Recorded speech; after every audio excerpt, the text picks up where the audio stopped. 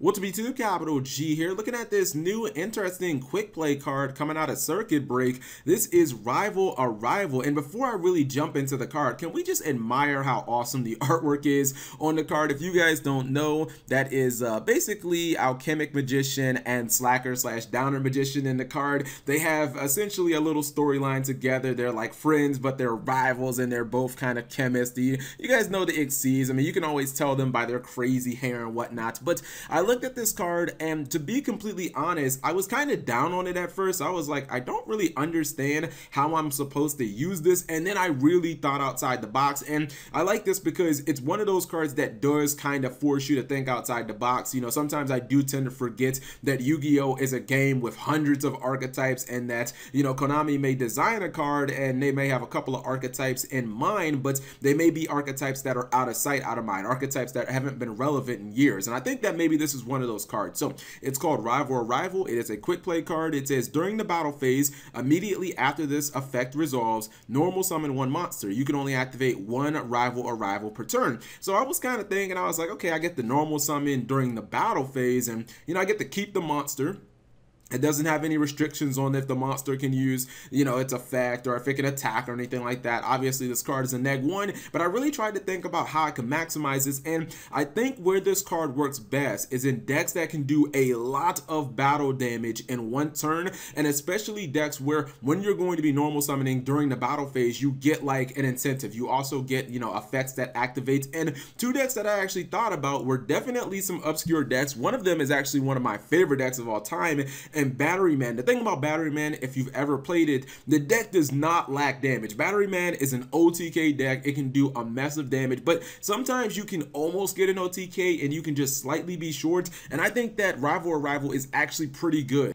For starters, you can use it with 9-volt during your opponent's turn. Maybe your opponent attacks you directly, you activate your Rival Arrival, you summon your 9-volt. Not only is 9-volt going to be 2000 attack, but you're going to be able to search as well. So it should be fairly difficult for your opponent to just run over, you know, surprise 2000 attack monster right in the battle phase. And if it does survive, then obviously you can set up for your charger plays during your next turn, potentially go for that OTK. But if it's your turn, obviously you can summon charger straight from your hand instead of going for 9-volt. Charger will activate as well, and then maybe Charger can get you a fuel cell or something like that. And keep in mind, when you normal summon Charger during the battle phase, its effect is going to trigger. It's going to get another Battery Man monster, and then it's going to get 600 attack as well. So if you got like a fuel cell plus you got a Charger, I mean, that would be 4,500 damage that your opponent just didn't see coming. Like, that's 4,500 damage out of nowhere. That's over half the game. I mean, you could even technically summon this super electromagnetic Voltic Dragon, but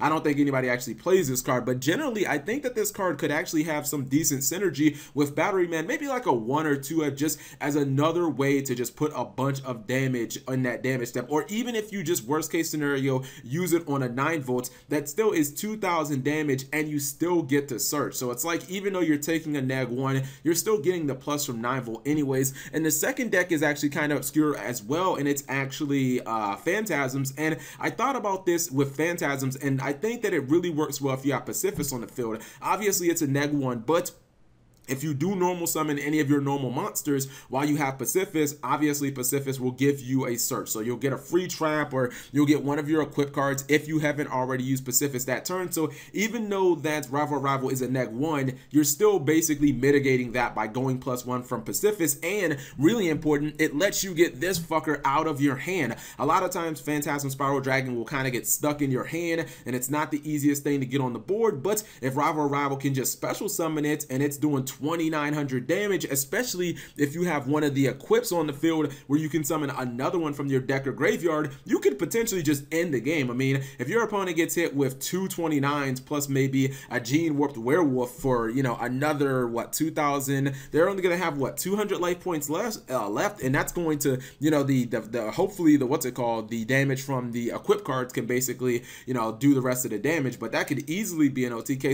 So to me, Rival Rival is one of those cards that is obviously super niche, but it's one of those cards where immediately you probably think that it's not that good, but you really have to think outside the box. You have to think of this kind of abstractly, and you have to think of it in the context of all of these archetypes and look at some of the archetypes that I think just can do a lot of damage in the battle phase, because that's where I think that this card kind of shines. So if you guys can think of some other great archetypes to use this in, or some other good ways to use Rival Rival, let me know in the comment section below. Also, what do you think of the art, man? I am just loving Konami continuing these storylines, dude. The lore is one of the best things about Yu-Gi-Oh! Anyways, thank you guys for watching. As always, subscribe if you have not already.